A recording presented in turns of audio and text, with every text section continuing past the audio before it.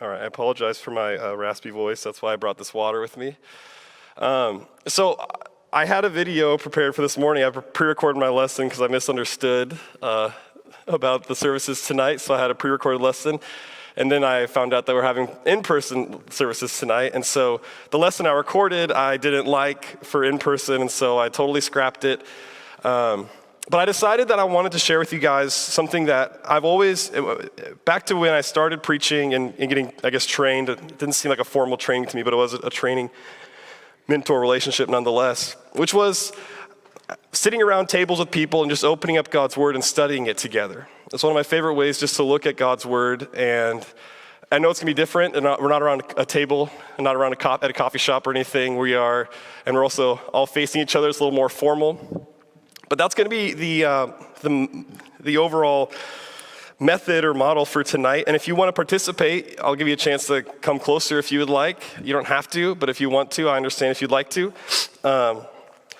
But we just actually finished. I was doing a study like this on Monday nights with a few college students and some of their friends who came from various Christian backgrounds. And we went through the whole Gospel of Mark. It took us about 2 years through all the stuff we did, just because there's a lot of, it was the past couple years, so you understand that a lot of things got canceled. But we went through the Gospel of Mark, and it was such a joy. And you get to see the gospel, you get to see Jesus' life in just this quick succession in Mark. But there's just there's so many stories that we don't always appreciate all the detail and the depth that they have. So tonight I just want to look at the story of the Gerasene demoniac, as Mark puts, it's found in Mark chapter 5. So if you want to open up your Bibles to Mark 5, that's where we're going to be.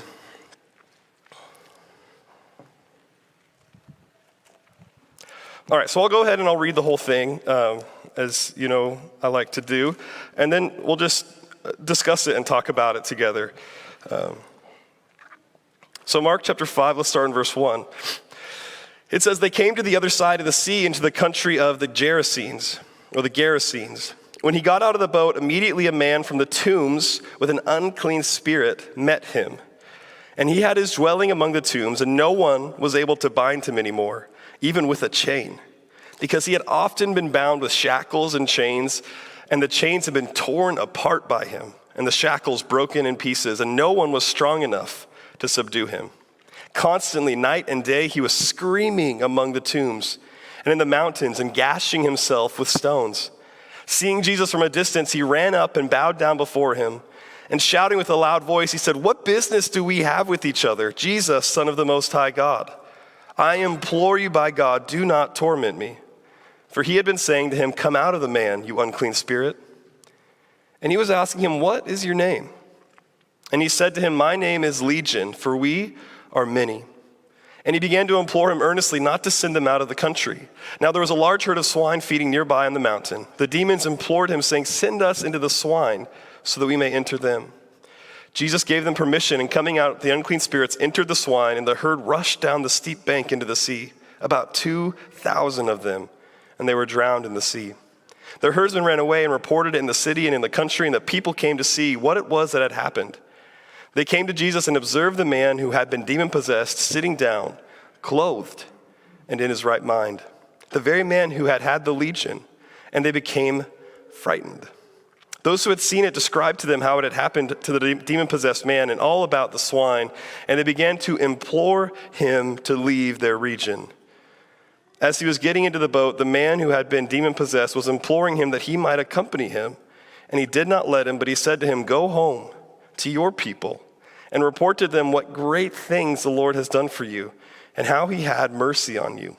And he went away and began to proclaim in Decapolis what great things Jesus had done for him, and everyone was amazed." This is one of my favorite stories in the gospel. I just think like the visuals of it, I think the whole interaction, it's just so peculiar, it's so strange, and it's just really, really fascinating to picture this, isn't it? So as the story begins, what happens? Jesus and his disciples just got done crossing the Sea of Galilee, right? And they land on the shore, they get off the boat, and what happens?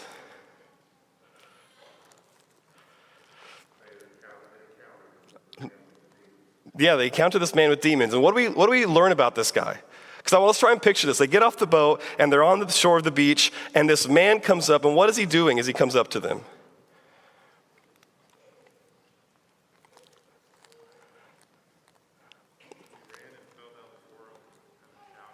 Yeah, he runs and he falls down before Jesus and he's shouting, right?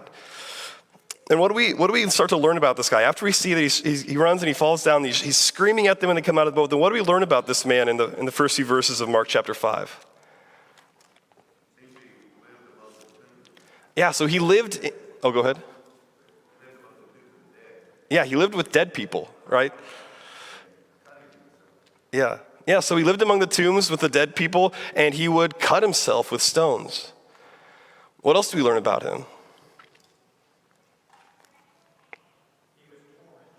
Yeah, he was tormented, right? It wasn't like he wanted to live in the tombs and it was where he wanted to be, but these spirits, these unclean spirits that were within him were tormenting him. All right, what else do we learn about him?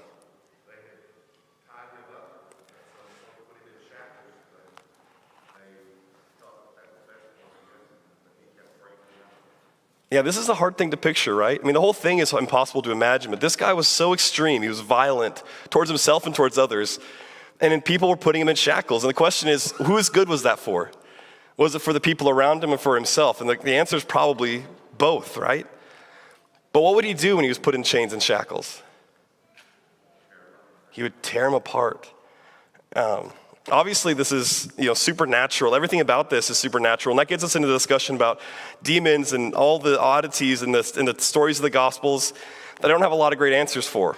One of the things I like that Lawrence says when I was asking him about demons is he says, Jesus coming to earth was a peculiar time. It was the strongest time where God had his mission most clearly, I guess. I'm really messing up the way Lawrence would put it. But you would understand why the devil would put up the most opposition at this period of time, right? And that's why there might have been so many unclean spirits. And it seems like a peculiar time in history because we don't read much about this before or after. So I'm just saying that because I don't have a lot of answers about what these demon possession is all about or what it's like. But this story shows this man's demon possession as being severe, right? And so he comes out of he runs down to the beach, he falls down at Jesus' feet, he's screaming. And what is he screaming as he comes up to Jesus? What is he shouting at him?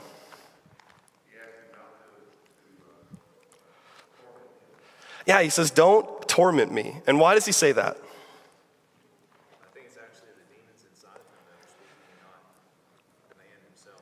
Yeah, so Seth said he thinks it's the demons inside of him that were speaking and not the man himself, which is one of the most interesting parts of the story, isn't it?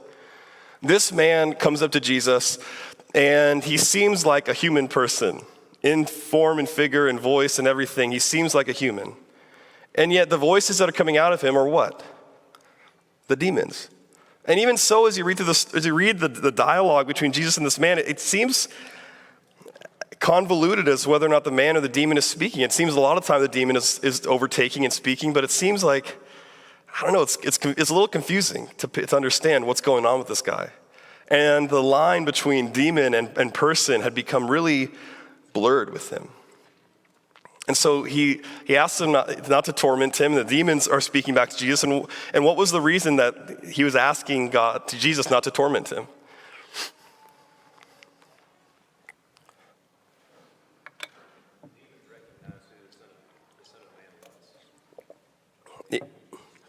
Yeah, they recognized Jesus, which this is part of it too, right? That all throughout his journey, all these people didn't recognize him. When he comes upon this demon-possessed man, the demons knew who he was. And Jesus was calling the demons out of this man, right? He was trying to help him. And the man was telling him to stop tormenting him. So here's an interesting thing. So here's where I want to pause and maybe think about demon possession and maybe some principal applications we can make based off of it. Now, of course, we don't know what demon possession is all about to a certain degree. Maybe some of you know more than I do, and I wouldn't be surprised if that was the case. But can we draw any conclusions or can we draw any principles or any similarities from this man being demon-possessed to modern day life, to the struggle that humans have in a broken world? Do you think we can? If so, what connections might we be able to draw?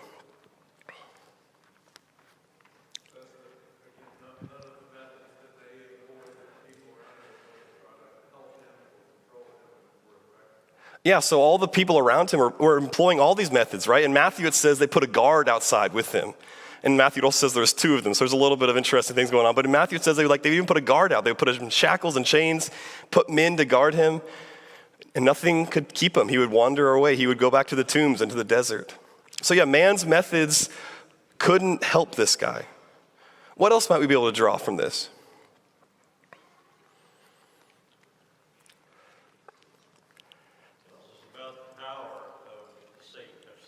Yes. Yeah, so here's one of the interesting things. I think we have to make a principle, at least in my opinion, you have to make a principle application based on the power of Satan in this. If we believe that sin and temptation, its source is the devil, is Satan, then we have to see that maybe we're not demon-possessed, but we have to see the power that sin can have in a person's life. And so if that's the case, if and I'm not saying we should just normalize this and say, well, this is all it is, because it's not all it is in this story. There's something supernatural going on here.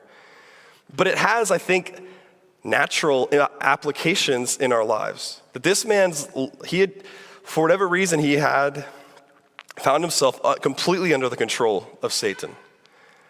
And what did that cause him, Ben? Yeah.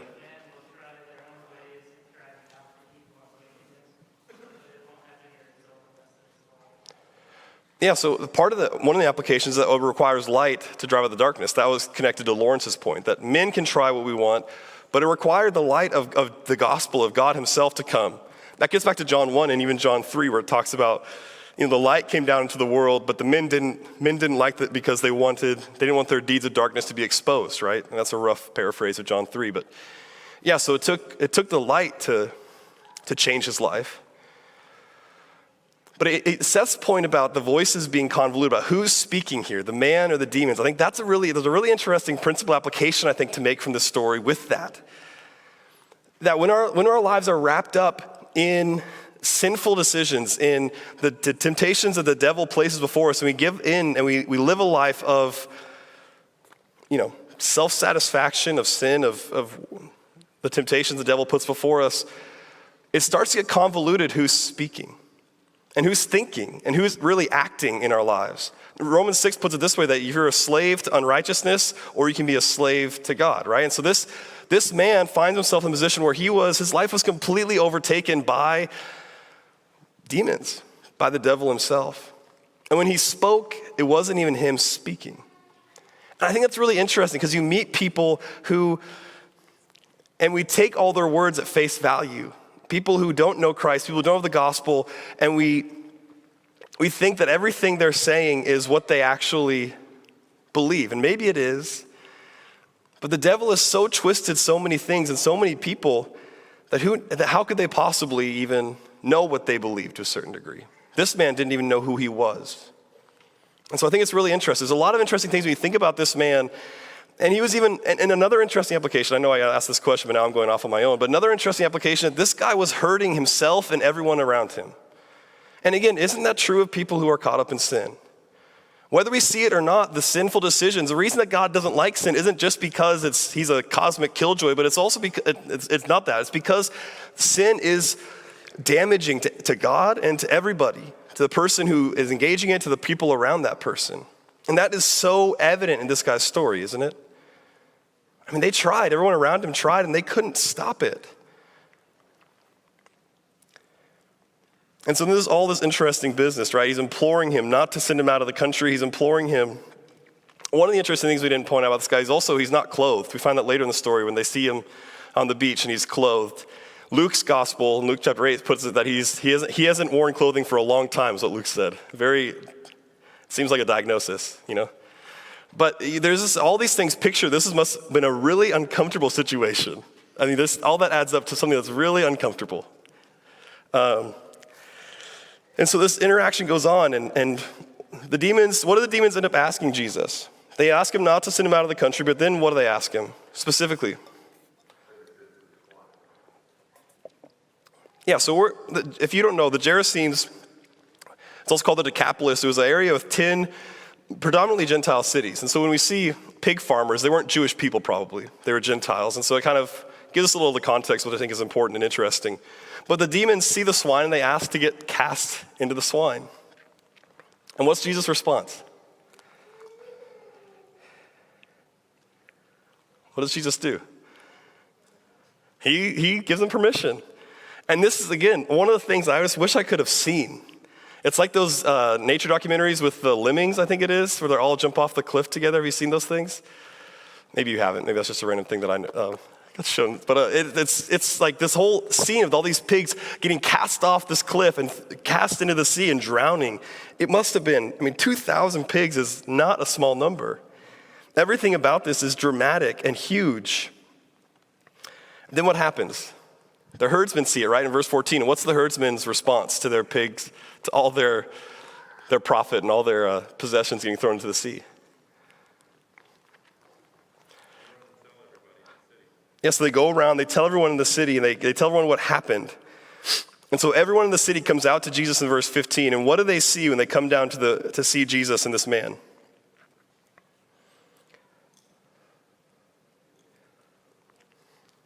What do they see? The man is normal, and he's clothed, and he's in his right mind. You say that? And he's sitting there. That's one of the things, too, that I think must have been an interesting difference, right? Sitting down. They probably hadn't seen that in a long time. This guy was uncontrollable. He's like a hyperactive 2-year-old to a certain degree, where it's like to see this guy just sitting down in his right mind must have been so jarring. And these people, like Lawrence pointed out, had tried everything to help him. And what's their emotional response to seeing this? Fear. Isn't that where you think the story takes another odd turn? Wouldn't you think it would be like relief or like amazement or thankfulness? I don't know if that's an emotion, but like these positive emotions, but they become frightened. Why do you think they responded that way? Like most human beings, they were focused on material things. We can't get our eyes off of the things around us that are important to us, that value to us, enough to think about the Lord and what He can do for us. Yeah, so Jesus kind of ruined their whole enterprise, right? So maybe part of it is They're just determined. Satan is determined at all costs. He knows what our inclination is. Our inclination is to think about physical, material things, to grab hold of them, to cling to those things.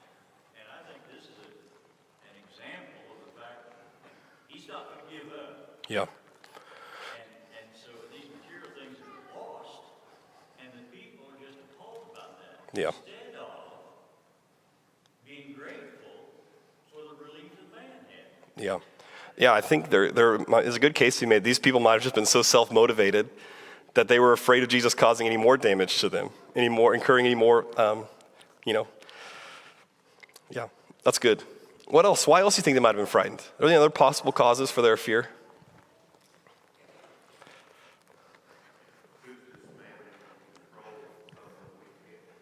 Yeah. They've employed all the powers that be, metal and chains. Who can break chains? This man could break everything. And Jesus comes and speaks to him. And he's normal. And here's one of the interesting things. When you're reading the Gospels, you have to pay really close attention to a couple of things. First of all, one of the things we haven't talked about in this is Jesus' interaction with this man. How did Jesus talk to this guy? If we want to walk and talk like Jesus, we have to pay attention to the way he walks and talks, right? How did he interact with this crazy, naked, demon-possessed man who had cuts all over him, who was screaming? How did he respond to him? Calmly. He's trying to help him. And then when that doesn't work, what does he say? It's one of the weirdest parts of the story. He asks the man his name. What does that have to do with anything? Like, who cares what his name is?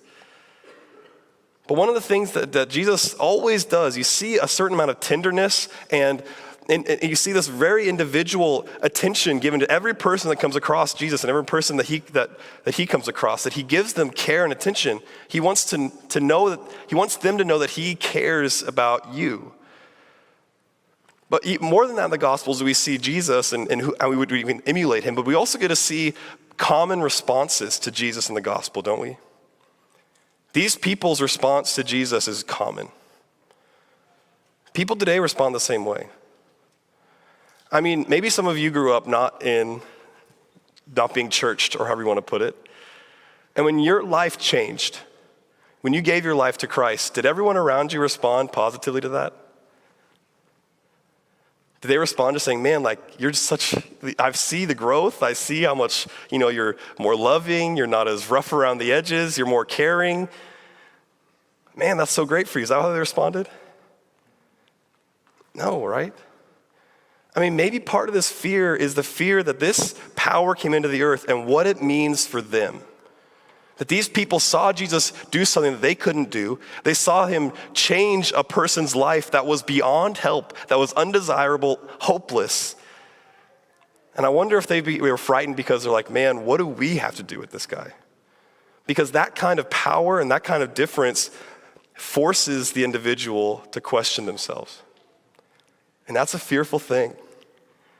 And I think sometimes we underestimate this. And it gets back to even people, whether or not they're telling us the truth, is we don't always appreciate the fact that people we don't know how to respond to the gospel or Jesus Christ himself. These people responded with fear. And then they ask Jesus to leave in verse 17, right? It says imploring. That word's used a lot in this story. They implore him to leave. And as he was getting into the boat, the demon-possessed man also starts to implore Jesus. And what does the demon-possessed man ask Jesus? Let me go with you. Seems like a great question, right? I mean, Jesus, when he was calling his disciples, he was trying to get people to follow him all over. He was always trying to get people to follow him and become a disciple of him, right? And beyond that, if you've read Mark up to this point, what's usually Jesus' response when he heals somebody? What does he usually tell someone when he heals them? Don't tell anybody. And that's another whole question, right? Why did Jesus do that? But what does Jesus tell this man? Go and tell people. Go back to your people and report to them. What does he say? What great things the Lord has done for you and how he had mercy on you. Now, here's a couple interesting things about this. First of all, this is the first apostle of Jesus Christ. Because the word apostle means to be sent out. And his apostles, his disciples, hadn't even been sent out to the limited commission in the land of Israel yet. So this man is really important because he's the first person Jesus ever sent out to tell anything. But also, it's night and day different than every other healing that Jesus, most of them that he does, where he tells them not to tell anybody. I know it's impossible to answer, but why do you think Jesus responded this way to this man? And more importantly, what do you think this man thought when Jesus told him he had to do this?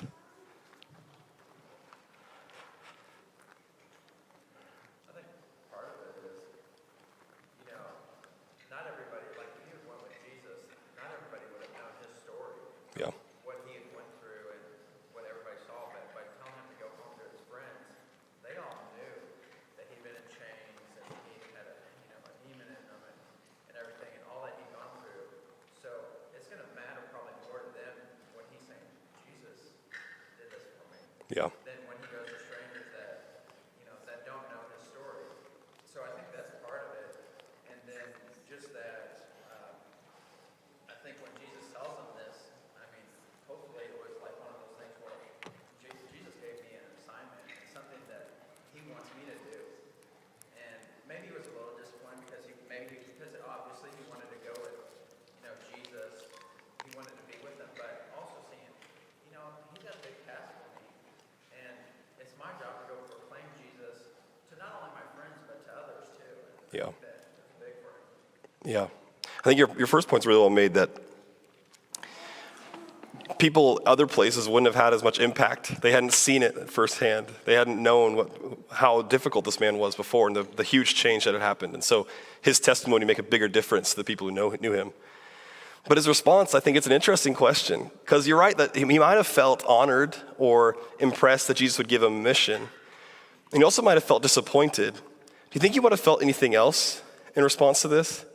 I mean, who did he have to go to? Do you think he ever hurt any of the people he had to go tell again? Do you think he ever damaged them or their property or scared their children? Do you think that he ever got embarrassed by the fact that he was naked in front of all these people? Or that he was that weird screaming guy who lived in the tombs? These people knew everything about this man. They knew everything about what he looked like. They knew everything that most of us want to keep private and secret. These people knew about him. You can see why he'd want to leave, right? And go with Jesus. And so I think disappointed was probably one of the responses, but also I would imagine if I were him that I would feel fearful and I would feel embarrassed and I would feel possibly even like I don't want to do that. It's really fascinating, I think, that Jesus sends this man to do exactly probably what he didn't want to do. And he's the first, and all these people would have loved to be sent by Jesus, and Jesus doesn't send them. I think it's a really interesting thing. You look like you're about to say something. Does he even remember that he was doing that, or did they have to tell him? That's- If it was inside them, they took it out, and he knew where they took it out. That's a great question. How do you ask if he knew what he was doing? And we don't know. I think it's I would imagine he remembered. People could at least tell him, and he would have to find it out. But I don't know. Here's one of the interesting things. You follow this story in the Gospel of Mark. The next time, so Jesus, picture this. The last time Jesus leaves this region, what is the climate of the people around him? How are they feeling about Jesus? They're afraid. He just cost them a lot of money. They're not super high on Jesus right now. He's not really good in their books. If you look a couple chapters later in Mark chapter 7, and verse 31, you see that Jesus leaves the region of Tyre and comes through Sidon to the Sea of Galilee, and then within the region of Decapolis. This is where he left. And so what happened? What's the difference? Jesus left Decapolis. What's the only thing he did? He sent this man out to go and preach, right? To share his testimony about what God's done for him and how God had mercy on him. And look at the response of the people in Mark 7. Verse 32, they brought to him people. And in verse 8, it says, in those days when there was again a large crowd, they had nothing to eat. Jesus gets off the boat, and immediately it seems like they're bringing people to be healed. And there's crowds forming around him in this region where before his response was, get out of here, we don't want you. But now, there are crowds of people. And this is speculation. This is me stepping aside and saying, I don't know if this was the reason. But it is interesting that the one thing we know that was going on in the Decapolis between these two accounts of Jesus being in this area was this one man being sent out to tell his testimony. Isn't that interesting? Now, this is one of the last questions I want to ask about the story. What did this guy know? What equipped this man to be an effective evangelist for Jesus Christ? Did he grow up with Jewish teaching? No, we don't know. Probably not in this area. He's probably Gentile. But what else, what did he know? What equipped him to be an effective evangelist for Jesus Christ? Maybe speculate that his heart is so touched by what has happened to him that's the reason Jesus sends him out instead of, like you suggested, other places, don't tell anybody. Their heart was not, I'm speculating, not have been touched like Jesus knew this man's heart was. And so he wants them to grow a little bit before they start talking. Whereas this man, he is so touched by what the Lord has done for him, so grateful for it, you go tell everybody about it. Yeah, I think that's a great answer. And who knows what the other people, but this person for sure, it seems his heart is a big part of this. That he was touched and he was grateful. He received the gifts of God with gratitude. And I think that's a huge part of this. What else did this guy know that equipped him to be an effective evangelist?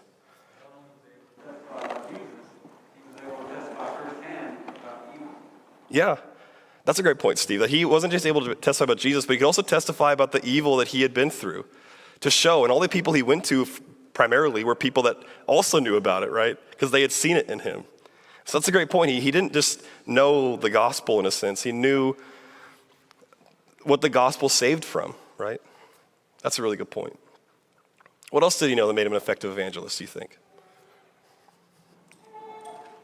That Jesus was the power that changed his life. That Jesus was the power that changed his life. That's pretty much all he knows, in a sense.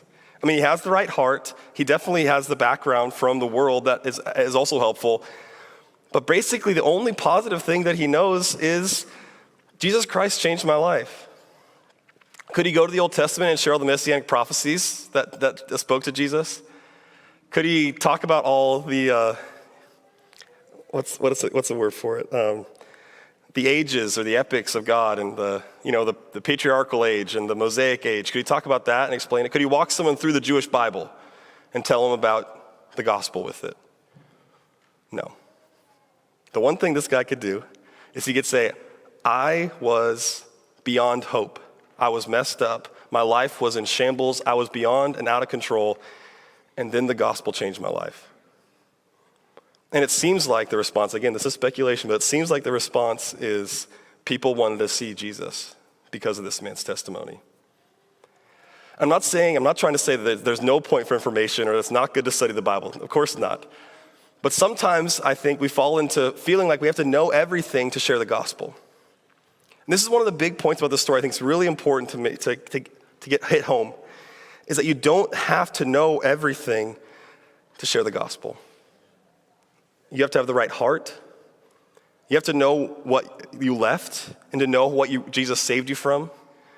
And you have to know that Jesus Christ was the difference, right?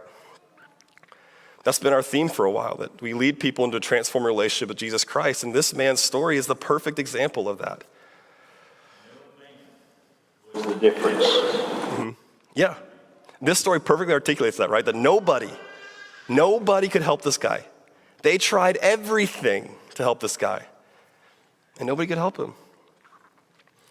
And so this is one of the, I think, amazing things about the story, is that all this guy knew was that Jesus Christ changed his life, that God had done amazing things for him, and God had mercy on him. That's all you need to know to be an effective evangelist. Now, of course, there are other things that are helpful. I'm not saying there aren't. But one of the things I want to make sure we get equipped with from this story is that we can equip ourselves with the empowering knowledge that I can share the gospel as long as I have the heart that appreciates what Jesus has done, the eyes that can see where I've come from, and the mouth that can share the truth about what's happened to me. That's it. That's all you need to be an evangelist. The rest comes down to how much you care about the people around you and how confident you can be and how much you can overcome your fear of sharing. That's on you. And that's on each of us. And it's a huge challenge for all of us, I know. So I'll wrap up. There's a few things that I thought this lesson, to make this more sermon-y as we wrapped up.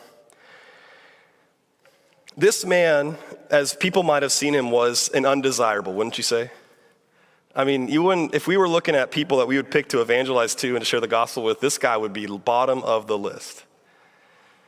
So one of the lessons we have to find from this story is that undesirables are the desire of the gospel. We have to see this. I think one of the problems that we have is we limit the gospel to people that we think we can see how it'll change them. We can see how, it's just a little bit of a jump from here to here and then you're saved and you have the gospel. Good for you. But this man, if we would see him, we'd be like, I have no idea how to help this guy. And so we would just probably, I'll put it personally, I would probably often avoid him. Because I wouldn't know how to help him. I wouldn't know how the gospel could save. I wouldn't know how to make a transformation from this to that. And so I'd be like, well, I don't got the answers. But we can't let our picture, our limitations limit the gospel. And undesirable people like this are the desire of the gospel. On top of that, the hopeless find hope in the gospel. And this is an obvious gospel point, but it's also, I think we always have to talk about it when we talk about the gospel. The hopeless find hope. This guy was beyond hope, right? We belabored that point together. This guy had no hope. He was overcome. And Jesus Christ came and had one conversation with him, and his whole life and perspective changed. And he had hope for his life again. And lastly, the purposeless find, I don't know if that's a word, but the purposeless find purpose in the gospel. You know, this question of this man wanting to follow Jesus, wouldn't that have been nice if Jesus just said yes? And this guy could have just sat at his feet and listened. I'm sure he would have. Just soaked up all the information and soaked up all the character and everything about Jesus. He would have soaked it all in because he was so grateful, like Jay pointed out. And that would have been good for him, wouldn't it have? Wouldn't it have been so good for this man to follow Jesus? I mean, it's beyond question it would have been good for the man. But that's not what Jesus wanted for him. Jesus had a purpose in saving him. And sometimes we make this mistake where we say, well, it would be good for me to grow. And it would be good for me then to be safe and be around people that'll help me grow. And so that's what I need to do. And maybe that is what you need to do. I'm not saying it's cut and dried. But sometimes we overlook the opportunities of the purpose we could find in serving God and sharing the gospel, going out and risking and going to people that would be embarrassed or fearful or awkward. Because we think, well, I need to grow more. I need to sit at Jesus' feet more before I could do that. And I think a lot of us miss our purpose because we decide, well, I need to grow before I could do that. When maybe the growth that we need the most is to do that. And I can't speak to each one of you individually, I don't know. But I would push that question onto your heart best I could. To ask each of us, does the gospel give us purpose? Or do we just take from the gospel the good things that it gives, which are good things? And that's part of the purpose of the gospel, is to give us good things. I know I'm talking out of both sides of my mouth, but I think you understand what I'm saying, right? So the gospel, the desire of the gospel is undesirable people. The gospel gives hope to the hopeless, and the gospel gives purpose to the purposeless. Those are a few things from this story that I think are important to learn. So, here's the invitation. And this story is an invitation, isn't it, on its own? I mean, this man's life was transformed 100% for the better because of the gospel.